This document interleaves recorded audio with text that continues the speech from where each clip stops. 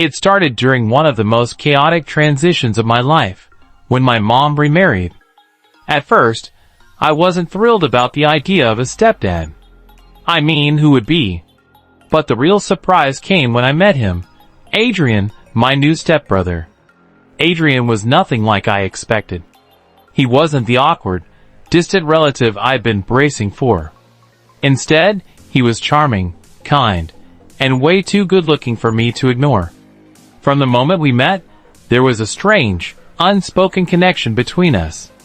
We laughed at the same jokes, understood each other's quirks, and quickly became inseparable. It felt almost too natural. But as weeks turned into months, I started noticing something deeper brewing beneath our surface-level friendship. The way he'd look at me when we were alone, the way his hand would linger just a little longer when he passed me something. It all felt different, like we were skirting around a truth neither of us was ready to admit. I tried to brush it off as my imagination running wild. After all, this was my stepbrother, and we lived under the same roof. If anyone found out what I was feeling, it would be a disaster. Then one night, everything changed. My mom and stepdad had gone out for dinner, leaving Adrian and me alone at home. We were sitting in the living room, binging a series we both loved, and as the evening wore on, the tension between us became impossible to ignore. He leaned in closer during a particularly intense scene, and before I knew it, our hands brushed. My heart raced as I glanced at him, and the look in his eyes said everything I needed to know. I don't know who made the first move, but suddenly, we weren't just stepbrothers sitting on a couch anymore. The electricity between us was undeniable, and all the rules I'd set for myself about what was right or wrong went flying out the window. We kissed, hesitantly at first, but then with a passion that had been building for months. It was like we'd both been waiting for this moment, and now that it was here, nothing else mattered. Little did we know, that kiss would set off a chain of events that would change our lives forever. That night marked the beginning of something neither of us could have predicted. Adrian and I were drawn to each other in a way that felt impossible to resist, but we both knew the risks. Every stolen glance, every accidental brush of hands. It was thrilling, but it came with a constant fear of being discovered. Living under the same roof made it both easier and more dangerous. The smallest misstep could expose everything, and we weren't sure how anyone, especially our parents, would react. Despite our best efforts to stay discreet, the chemistry between us grew stronger. Late at night, we'd sneak into each other's rooms, whispering about our lives, our fears, and the connection that had become the center of our worlds. Those quiet moments felt like a universe all our own, one where we didn't have to worry about judgment or consequences. But during the day, things were different. We had to act like nothing had changed, like we were just stepbrothers getting along. The tension came to a head one weekend when my mom and stepdad announced a family getaway. They thought it would be a great bonding experience, but for Adrian and me, it felt like walking a tightrope. Sharing a hotel room meant navigating the fine line between acting like brothers and giving in to the emotions we were desperately trying to hide. On the second night of the trip, while my mom and stepdad were asleep, Adrian and I found ourselves alone on the balcony, looking out over the city lights. The air was cool, and the quiet gave us a moment to drop the facade we'd been wearing all day. He turned to me, his eyes searching mine, and whispered, "Do you ever feel like this is going to blow up in our faces?" I didn't know how to answer him. Every part of me wanted to reassure him that we'd be fine, that what we had was worth the risk. But deep down, I knew he was right. The line we were walking was razor thin, and it was only a matter of time before something, or someone, pushed us over the edge. And that edge came much sooner than either of us expected. The breaking point came on an ordinary night, when everything seemed calm. My mom was working late, and my stepdad was holed up in his study, finishing some work. Adrian and I were supposed to be studying in my room, but as always, the space between us seemed to evaporate the moment we were alone. We weren't thinking about the risks or the consequences that night. It was just us. Two people caught in something far bigger than ourselves. One thing led to another, and before we knew it, we were lying together on my bed, our hearts racing as if the world outside didn't exist. It felt perfect, like we had finally found a place where we could just be ourselves without judgment or fear. For those few minutes, nothing else mattered. But then the door opened. The sound of it swinging inward was like a thunderclap, and we froze. Standing in the doorway, looking utterly stunned, was my stepdad. His face shifted from confusion to disbelief, and then to anger in what felt like slow motion.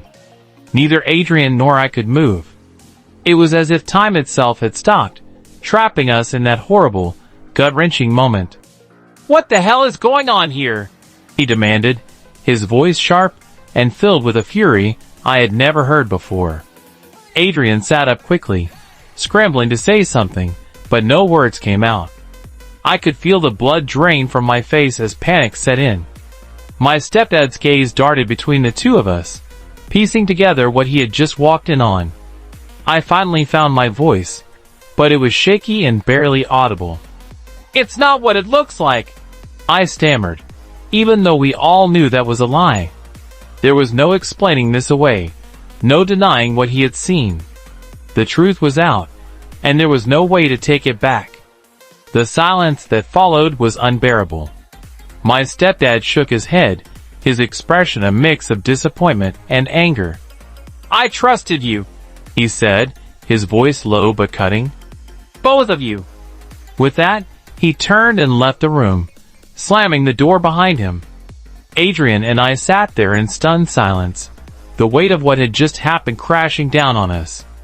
Everything we had been so careful to keep hidden was now exposed, and we had no idea what was going to happen next. After my stepdad left the room, the reality of what had just happened began to sink in. Adrian and I sat there, too stunned to speak, the silence between us growing heavier by the second. My mind raced, replaying the moment over and over again, each time feeling the knot in my stomach tighten. What was he going to do? Tell my mom? Kick Adrian out? Kick me out? The possibilities were endless, and none of them looked good. Adrian finally broke the silence, his voice barely a whisper. "We can't let this destroy us." His words were filled with desperation, and when I looked at him, I saw the fear in his eyes. This wasn't just about us anymore.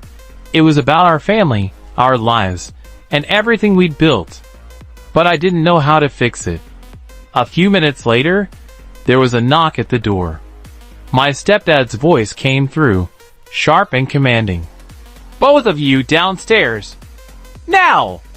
My heart sank. The fear of what was waiting for us at the bottom of those stairs was almost paralyzing, but I knew there was no avoiding it. Adrian and I exchanged a look, part fear, part solidarity, before we got up and made our way downstairs. When we entered the living room, my stepdad was standing there, arms crossed, his face a mix of anger and disappointment. "Sit," he said, pointing to the couch. We obeyed without question, like kids caught stealing cookies from the jar. The air was thick with tension, and I could feel my pulse pounding in my ears. "What do you have to say for yourselves?" he asked, his voice cold and steady. Adrian and I glanced at each other, unsure of who should speak first. Finally, I mustered the courage to respond. "We never meant for you to find out like this," I said, my voice trembling. "But we care about each other." My stepdad's expression hardened. "Care about each other?" he repeated, his voice dripping with disbelief. "You're stepbrothers. This isn't normal. Do you have any idea what kind of mess you created?" His words stung, but I couldn't blame him. From his perspective, this was a betrayal on so many levels. But then something unexpected happened. Instead of lashing out further, he sat down across from us, his expression softening just a little. "I need time to process this," he said, his tone more subdued. "But if your mother finds out, This could tear our family apart. Do you understand that? I nodded, feeling a glimmer of hope. He wasn't condoning what we had done, but he wasn't completely shutting us out either. Adrian reached over and took my hand, squeezing it gently. It was a small gesture, but in that moment, it gave me the strength to believe we might get through this somehow. The next few days were nothing short of agonizing. My stepdad hadn't told my mom, at least not yet, but the tension in the house was unbearable. Every time we were in the same room, I could feel his eyes on us, watching, judging, trying to decide what to do. Adrian and I tried to keep our distance, but it was impossible to ignore the magnetic pull between us. The secrecy that once felt thrilling now felt suffocating, as if we were waiting for the other shoe to drop. One evening, my stepdad pulled me aside, while Adrian was out running errands. "We need to talk," he said, his tone more serious than I'd ever heard. I braced myself for the worst, expecting him to lay down an ultimatum or demand that Adrian move out. But what he said next took me completely by surprise. "I've been thinking a lot about this," he began, his voice quieter now. "And while I can't say I understand what's going on between you and Adrian, I know one thing: you're both adults. I can't control who you care about, but I need you to understand the risks. If your mother finds out," he trailed off, shaking his head, "she won't take it well. She's been through a lot, and this could break her." Hearing him say that hit me like a ton of bricks. I had been so caught up in my own feelings for Adrian that I hadn't fully considered what this could do to my mom. She had always been my rock, the person who supported me no matter what. The thought of hurting her was unbearable. "I don't want to hurt her," I said, my voice breaking. "But I love Adrian. I don't know how to turn that off." My stepdad sighed heavily, leaning back against the counter. "Love isn't something you can just switch off. I get that. But you need to think about whether this is worth all the pain it could cause." His words hung in the air, heavy with meaning.